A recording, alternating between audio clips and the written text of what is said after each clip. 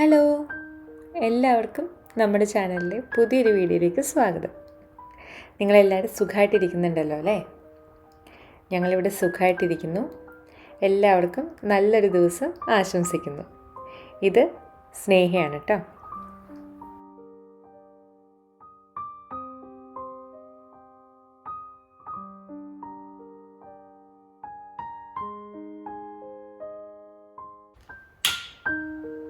ഇന്നും പതിവ് പോലെ ഒരു day in my life video ആണ്. ഒരുപാട് വിഭവങ്ങളും വിശേഷങ്ങളും പങ്കുവയ്ക്കാനുണ്ടേ.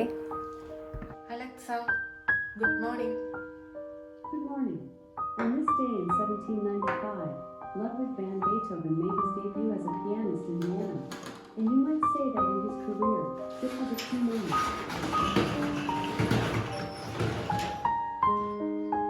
ഇപ്പോൾ സൂര്യൻ നേരത്തെ ഉദിക്കും. 7 മണി കഴിയുമ്പോൾ തന്നെ അത്യാവശ്യം നല്ല വെട്ടമായി പുറത്ത്.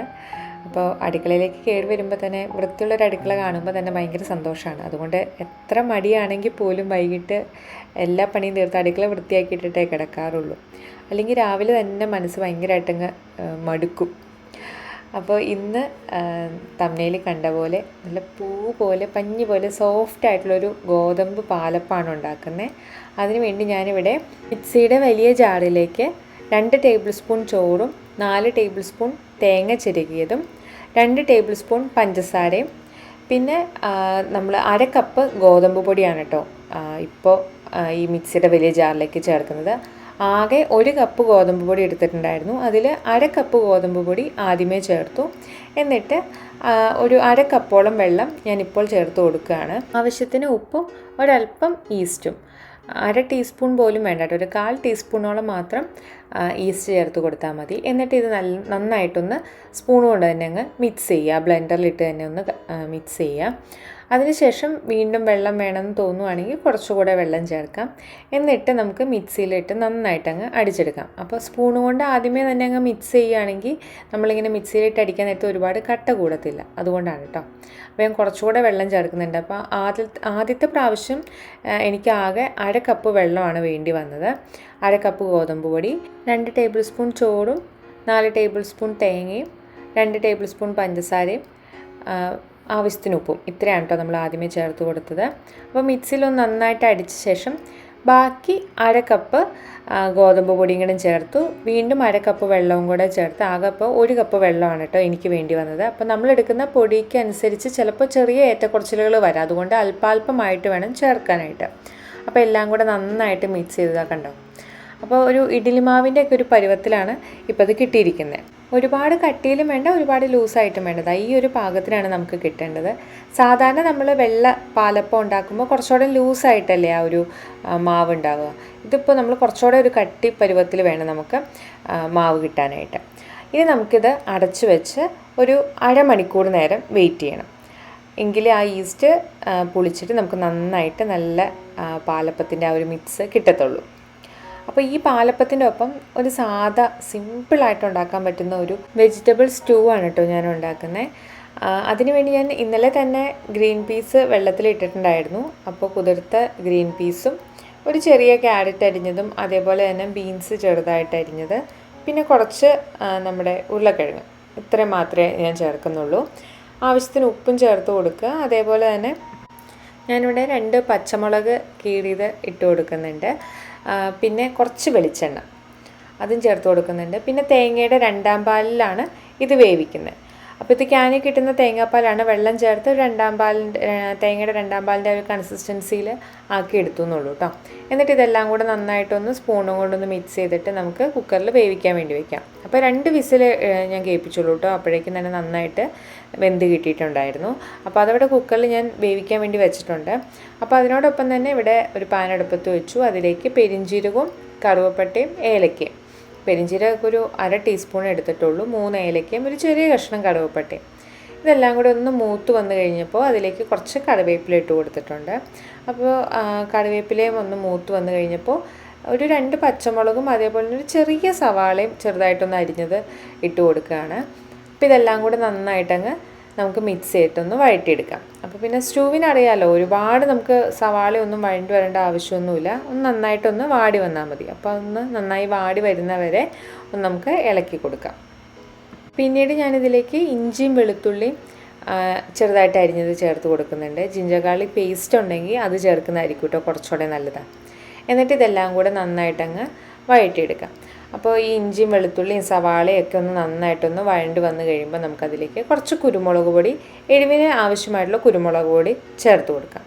എന്നിട്ട് നന്നായിട്ടങ്ങ് മിക്സ് ചെയ്യാം. പിന്നെ സ്റ്റൂവിനടിയാൽ നമ്മൾ മഞ്ഞൾപ്പൊടി, മുളക് പൊടി ഒന്നും തന്നെ ചേർക്കാറില്ല. ആകെ കുരുമുളക് പൊടിയും ഗരം മസാലയും മാത്രമേ ചേർക്കുള്ളൂ. അപ്പോൾ സവാളയൊക്കെ വാടി വന്നു കഴിഞ്ഞപ്പോൾ വേവിച്ച പച്ചക്കറി ചേർത്ത് കൊടുത്തു. 2ാം പാലോട് കൂടിയാണല്ലോ നമ്മൾ വേവിച്ചത്.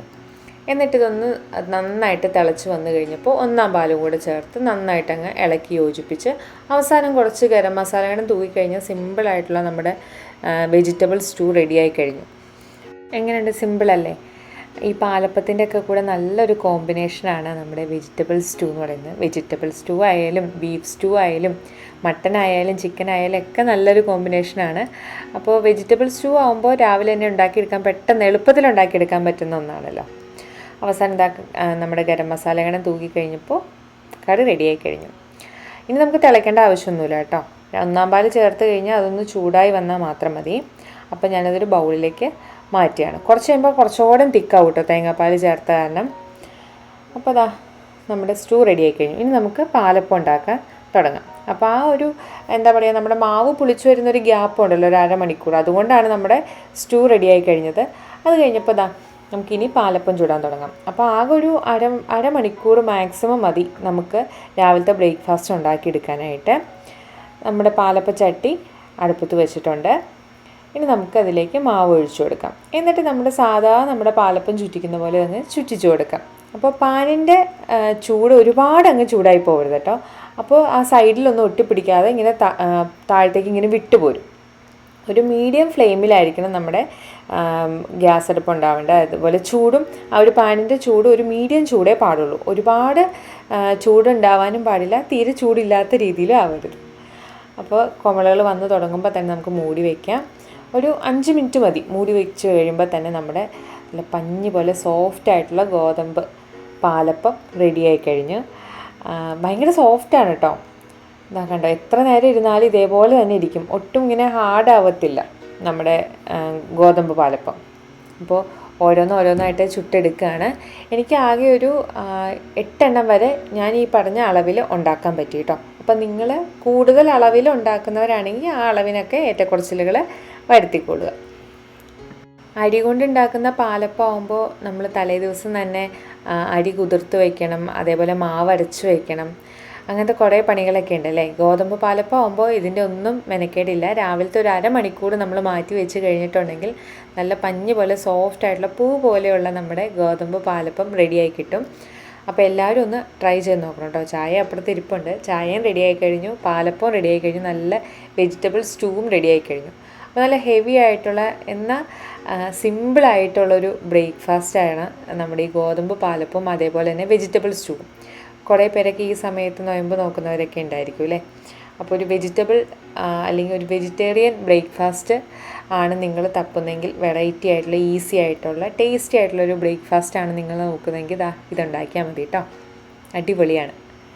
നിങ്ങളിതൊക്കെ ഉണ്ടാക്കി നോക്കിയിട്ട് എങ്ങനെ ഉണ്ടായിരുന്നു എന്ന് കമൻറ്റ് ചെയ്യാൻ മറക്കരുത്. അതേപോലെ ഇപ്പോൾ നമുക്ക് യൂട്യൂബിൽ ഇതിൻ്റെ ഫോട്ടോസൊന്നും നമുക്ക് അയച്ചു തരാൻ പറ്റില്ല. അപ്പോൾ നമ്മുടെ ഫേസ്ബുക്ക് പേജുണ്ട് നാത്തൂൻ സ്പൈസ് വേൾഡിൻ്റെ. ആ ഒരു പേജിലേക്ക് നിങ്ങൾ ഈ ഫോട്ടോസൊക്കെ അപ്ലോഡ് ചെയ്യാൻ മറക്കരുത്. അതേപോലെ തന്നെ ഇപ്പോൾ ഫേസ്ബുക്ക് പേജിൽ അല്ലെങ്കിൽ ഇൻസ്റ്റാഗ്രാമിൽ എവിടെയാണെന്ന് വെച്ചാൽ ഞങ്ങൾ ആ ഒരു പിക്കൊക്കെ ഒന്ന് ഷെയർ ചെയ്യാനായിട്ട് മറക്കണ്ട കേട്ടോ. അതേപോലെ ഞങ്ങളുടെ വീഡിയോസ് ഇഷ്ടമാവുകയാണെങ്കിൽ ലൈക്ക് ചെയ്യാനും ഷെയർ ചെയ്യാനും സബ്സ്ക്രൈബ് ചെയ്യാനും മറക്കണ്ട. അപ്പോൾ ഞാൻ എന്തായാലും ഈ ഒരു ഗോതമ്പ് പാലപ്പം കൂട്ടി ഒരു പിടി പിടിക്കാൻ പോവുകയാണേ. സിമ്പിളാണെങ്കിൽ അത്യാവശ്യം ഹെവി ആയിട്ടുള്ള ബ്രേക്ക്ഫാസ്റ്റ് ആയതുകൊണ്ട് നമ്മുടെ ലഞ്ച് തനി നാടൻ ഒരു എന്താ പറയുക ഒരു ലഞ്ചാണ് ഇന്നത്തെ. അതിനുവേണ്ടി ഞാൻ ഇന്നലെ തന്നെ നമ്മുടെ വെള്ളപ്പയർ അല്ലെങ്കിൽ വൻപയർ വെള്ളത്തിലിട്ടിട്ടുണ്ടായിരുന്നു. 2 കപ്പ് വൻപയറാണ് കേട്ടോ ഞാൻ എടുത്തിരിക്കുന്നത്. നന്നായിട്ട് കുതിർന്ന് വന്നിട്ടുണ്ട്. അതൊന്ന് കുക്കറിലിട്ട് വേവിച്ചെടുക്കാൻ പോവുകയാണ്. ഇന്ന് നമ്മൾ ഉണ്ടാക്കാൻ പോകുന്ന ഈ ഒരു വൻപയർ തോരനും അതേപോലെ മാങ്ങ അച്ചാറും കൂട്ടിയുള്ളൊരു കഞ്ഞിയാണ് കേട്ടോ. ഈ ഒരു കോമ്പിനേഷൻ ഇവിടെ സ്ഥിരമായിട്ട് ഞാൻ കണ്ടിട്ടുള്ളതെന്ന് വെച്ചിട്ടുണ്ടെങ്കിൽ ഞങ്ങളുടെ പള്ളിയിലൊക്കെ ദുഃഖ വെള്ളിയാഴ്ച ദിവസം അല്ലെങ്കിൽ ഞായറാഴ്ച ദിവസമൊക്കെ കുർബാന കഴിഞ്ഞ് കഴിയുമ്പോൾ അല്ലെങ്കിൽ ദുഃഖവെള്ളിയാഴ്ച ദിവസത്തെ ആ ശുശ്രൂഷ കഴിഞ്ഞ് കഴിയുമ്പോൾ നമ്മൾ ദുഃഖവെള്ളിയാഴ്ചയ്ക്കെന്ന് വെച്ചിട്ടുണ്ടെങ്കിൽ രാവിലെ തൊട്ട് വൈകുന്നേരം വരെ നമ്മളൊന്നും കഴിക്കാതിരിക്കുന്ന ഒരു ദിവസമാണ്. ആ വൈകിട്ട് ഈ ഒരു ചൂട് കഞ്ഞി, ഈ വെള്ളപ്പയർ അല്ലെങ്കിൽ വൻപയർ കൊണ്ടുള്ള തോരനും മാങ്ങ അച്ചാറൊക്കെ കിട്ടുമ്പോൾ ഉള്ളൊരു ടേസ്റ്റ് ഉണ്ടല്ലോ, അതിപ്പോൾ എന്താ പറയുക, എനിക്ക് ബിരിയാണി കഴിച്ചാൽ പോലും അത്രയും ടേസ്റ്റ് തോന്നാറില്ല. അപ്പോൾ ഞങ്ങൾക്ക് രണ്ട് പേർക്കും, എനിക്ക് വെച്ചാൽ ഒരുപാട് ഇഷ്ടമുള്ളൊരു കാര്യമാണ് കഞ്ഞി മാങ്ങ അച്ചാറും ഈ ഒരു വൻപയർ തോരൻ എന്ന് പറയുന്നത്. അപ്പോൾ അതാണ് കേട്ടോ ഇന്ന് ഉണ്ടാക്കുന്നത്. അപ്പോൾ ഞാനിവിടെ നല്ല മാങ്ങ നമ്മുടെ ഇവിടുത്തെ ശ്രീലങ്കൻ സ്റ്റോറിൽ കണ്ടപ്പോൾ ഞാൻ വാങ്ങിച്ച് വെച്ചിട്ടുണ്ടായിരുന്നു. അപ്പോൾ ആ മാങ്ങ കൊണ്ട് ഒരു ഇൻസ്റ്റൻറ്റ് അച്ചാറാണ് നമ്മൾ ഉണ്ടാക്കുന്നത്. അച്ചാറിട്ട് ഉടനെ തന്നെ നമുക്ക് കഴിക്കാൻ പറ്റും. സാധാരണ മിക്ക വീടുകളിലും ഉണ്ടാക്കുന്നൊരു അച്ചാർ തന്നെയാണ്. അപ്പോൾ അതിന് വേണ്ടിയിട്ട് ഞാനിവിടെ മാങ്ങ ഒന്ന് തൊലി കളഞ്ഞിട്ടാണ് അരിയുന്നത്. അപ്പോൾ നല്ല തൊലിയൊക്കെ ആണെങ്കിൽ കളഞ്ഞില്ലെങ്കിലും കുഴപ്പമൊന്നുമില്ല കേട്ടോ.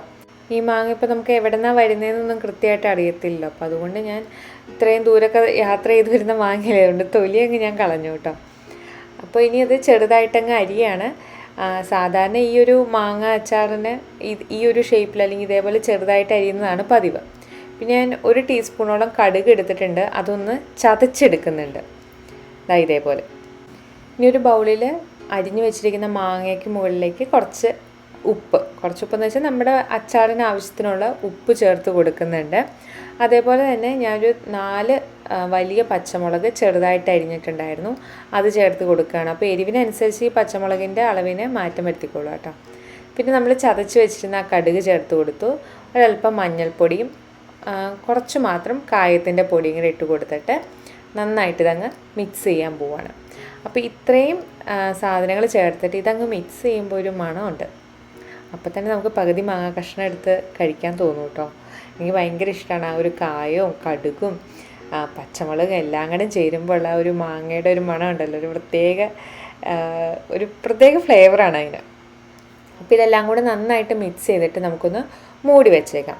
ഇനി ഒരു 15 മുതൽ 30 മിനിറ്റ് വരെയൊക്കെ അത് മാരിനേറ്റ് ചെയ്തിരിക്കട്ടെ. അത് കഴിഞ്ഞിട്ട് നമുക്ക് അച്ചാർ ഉണ്ടാക്കാൻ തുടങ്ങാം. കഞ്ഞിക്ക് വേണ്ടി ഞാനവിടെ അടുപ്പത്ത് വെച്ചിട്ടുണ്ട്. പിന്നെ അച്ചാറിനും അതേപോലെ തന്നെ തോരനും വേണ്ടിയിട്ടുള്ള ഇഞ്ചിയും വെളുത്തുള്ളിയും ചെറിയുള്ളിയും കറിവേപ്പിലൊക്കെ അവിടെ നന്നാക്കി മാറ്റിയെടുത്ത് വെച്ചിട്ടുണ്ട്. ആദ്യമേ നമുക്ക് വൻപയർ തോരൻ ഉണ്ടാക്കാം. ഓൾറെഡി കുക്കറിൽ ഉപ്പും മഞ്ഞൾപ്പൊടിയും ഇട്ട് നമ്മൾ വൻപയർ വേവിച്ച് വെച്ചിട്ടുണ്ടായിരുന്നു. ഇനി നമ്മൾ പാനിലേക്ക് വെളിച്ചെണ്ണ ഒഴിച്ചു, കടുക് ഇട്ടു, 2 വറ്റൽമുളക് ഇട്ടു, പിന്നെ കറിവേപ്പില. ഇതെല്ലാം ഒന്ന് നന്നായിട്ട് മൂത്ത് വന്നു കഴിഞ്ഞപ്പോൾ വെളുത്തുള്ളിയും അതേപോലെ തന്നെ ചുവന്നുള്ളിയും നന്നായിട്ട് ചതച്ചാണ് ഇതിനകത്ത് ചേർത്ത് കൊടുക്കുന്നത്. അരിഞ്ഞ് ചേർക്കുന്നതിനേക്കാളും എനിക്ക് ഈ വൻപയർ തോരന് ഇതേപോലെ നമ്മുടെ വെളുത്തുള്ളിയും അതേപോലെ തന്നെ ചുവന്നുള്ളിയും നന്നായിട്ടൊന്ന് ചതച്ച് ചേർക്കുന്നതാണ് കൂടുതൽ ടേസ്റ്റ് ഉള്ളതായിട്ട് തോന്നിയിട്ടുള്ളത്. അതേപോലെ അതിലേക്ക് ചില്ലി ഫ്ലേക്സ്, അതായത് നമ്മുടെ ഉണക്കമുളക് ഒന്ന് പൊടിച്ചെടുത്തത്, ചില്ലി ഫ്ലേക്സ് ചേർത്ത് കൊടുത്തിട്ടുണ്ട്. ഒരല്പം മഞ്ഞൾപ്പൊടിയും 1 ടേബിൾ സ്പൂൺ മീറ്റ് മസാലയാണ് കേട്ടോ ഞാനിവിടെ ചേർത്ത് കൊടുക്കുന്നത്. ഞാൻ ഈ വൻപയർ തോരൻ ഉണ്ടാക്കുമ്പോൾ മിക്കവാറും നമ്മുടെ മീറ്റ് മസാല ചേർത്ത് കൊടുക്കാറുണ്ട്. അതൊരു പ്രത്യേക ഫ്ലേവർ തരുന്നതായിട്ട് എനിക്ക് തോന്നിയിട്ടുണ്ട്. അപ്പോൾ ഇതെല്ലാം കൂടെ നന്നായിട്ട് അങ്ങ് മിക്സ് ചെയ്ത് ആ പൊടികളുടെ പച്ചമണം മാറിയപ്പോൾ വേവിച്ച വൻപയർ ഞാൻ ചേർത്ത് കൊടുക്കുകയാണ്. അപ്പോൾ വൻപയറിന് നിരപ്പിന് വെള്ളം ഒഴിച്ചാണ് വേവിച്ചത്. അപ്പോൾ വെന്ത് വന്നു കഴിഞ്ഞപ്പോൾ കുറച്ചുകൂടെ വെള്ളം ഉണ്ടായിരുന്നു. അപ്പോൾ നിങ്ങൾക്ക് വേണമെങ്കിൽ ആ വൻപയർ ഊറ്റിയെടുത്ത് ഇതിലേക്ക് ചേർത്ത് കൊടുക്കാം. അതായത് പയർ ഇങ്ങനെ ഒന്നിന് തൊടാത്ത രീതിയിൽ അങ്ങനെ ഇരിക്കണം എന്നുണ്ടെങ്കിൽ, അതല്ല കുറച്ചിങ്ങനെ ഒരു കുഴമ്പ് പാകത്തിനാണ് ആ തോരൻ വേണ്ടെങ്കിൽ ആ വെള്ളത്തോട് കൂടി തന്നെ ചേർക്കുന്നതാണ് നല്ലത്. ഇവിടെ ഞങ്ങൾക്ക് രണ്ടാൾക്കും കഞ്ഞിയുടെ കൂടെ അത് കുറച്ചൊരു കുഴഞ്ഞ രീതിയിൽ കിട്ടുന്ന ഇഷ്ടമായതുകൊണ്ടാണ് കേട്ടോ അങ്ങനെ ചേർത്ത് കൊടുത്തത്. അവസാനം കുറച്ച് തേങ്ങ കൂടെ ചേർത്ത് നന്നായിട്ടങ്ങ് ഇളക്കി യോജിപ്പിക്കുകയാണ്. പിന്നെ ഇത് തണുത്ത് കഴിയുമ്പോൾ കുറച്ചുകൂടി ഒന്ന് കുറുകും. അപ്പോൾ ഈ ഒരു പരുവത്തിനാണ് ഞാൻ വൻപയർ തോരൻ ഉണ്ടാക്കുന്നത്. ഇപ്പം കണ്ട ചാറുകറി പോലെ തോന്നുമെങ്കിലും ഒരു 5 മിനിറ്റ് കഴിയുമ്പോൾ ഇത് കറക്റ്റ് പാകത്തിന് കിട്ടും കേട്ടോ, ഒരു കുഴമ്പ് പാകത്തിന് കിട്ടും. ഇനി അതെല്ലാം നിങ്ങൾക്ക് ഇങ്ങനെ ഇഷ്ടമല്ല എന്നുണ്ടെങ്കിൽ ഞാൻ പറഞ്ഞില്ലേ, വെള്ളം ഊറ്റി അങ്ങ് ചേർത്താൽ മതി. അപ്പോൾ ഇങ്ങനെ ഒന്നൊന്നി തൊടാത്ത രീതിയിൽ നമുക്ക് തോരനായി കിട്ടും. അപ്പോൾ വൻപയർ തോരൻ അവിടെ സെറ്റായി കഴിഞ്ഞു. ഇനി നമുക്ക് നമ്മുടെ മാങ്ങ അച്ചാർ ഉണ്ടാക്കാൻ തുടങ്ങാം. ഞാനിവിടെ കാസ്റ്റ് അയണിൻ്റെ പാത്രത്തിലാണ് മാങ്ങ അച്ചാർ ഉണ്ടാക്കുന്നത്. ഇതേപോലെ അച്ചാർ ഒക്കെ ഇങ്ങനത്തെ പാത്രത്തിൽ ഉണ്ടാക്കി കഴിഞ്ഞാൽ അച്ചാറിനൊരു പ്രത്യേക രുചി ഉണ്ടാവും കേട്ടോ. അപ്പോൾ അതിലേക്ക് ഞാൻ കുറച്ച് എണ്ണ ഒഴിച്ചു. എണ്ണ ഒന്ന് ചൂടായി വന്നപ്പോൾ കടുകും അതേപോലെ തന്നെ വറ്റൽമുളകും ചേർത്ത് കൊടുക്കുന്നുണ്ട്. അതിനുശേഷം കുറച്ച് കറിവേപ്പില ഒന്ന് അരിഞ്ഞിട്ടാണ് കേട്ടോ ചേർത്ത് കൊടുക്കുന്നത്. പിന്നെ ഇഞ്ചിയും അതേപോലെ തന്നെ വെളുത്തുള്ളിയും ചേർത്ത് കൊടുക്കുന്നുണ്ട്. ഇഞ്ചിയും വെളുത്തുള്ളിയൊക്കെ ഇച്ചിരി കൂടിയെന്ന് എഴുതിയും കുഴപ്പമൊന്നുമില്ല, ടേസ്റ്റിന് ഒരു കുറവും വരത്തില്ല കേട്ടോ.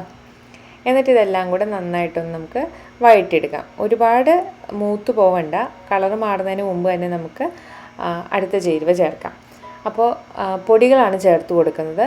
മഞ്ഞൾപ്പൊടിയും അതേപോലെ തന്നെ മുളക് പൊടി, എരിവുള്ള മുളക് പൊടി കൂടുതൽ ചേർക്കുന്നുണ്ട് കേട്ടോ. പിന്നെ കാശ്മീരി ചില്ലി പൗഡറാണ് ചേർത്ത് കൊടുക്കുന്നത്. ഇതെല്ലാം കൂടെ ചേർത്തിട്ട് നമുക്ക് നന്നായിട്ടങ്ങ് മിക്സ് ചെയ്യാം. അപ്പോൾ ആ പൊടികളുടെ പച്ചമണം മാറുന്ന വരെ ഒന്ന് നമുക്ക് വഴറ്റി കൊടുക്കാം. കാസ്റ്റ് ചെയ്യേണ്ട പാത്രത്തിലായതുകൊണ്ട് തന്നെ പൊടികളൊക്കെ പെട്ടെന്ന് കത്ത് പിടിക്കാൻ ചാൻസ് ഉണ്ട്. അതുകൊണ്ട് ലോ ഫ്ലെയിമിലിട്ടിട്ട് വേണം നമ്മൾ അച്ചാർ ഉണ്ടാക്കാനായിട്ട് കേട്ടോ.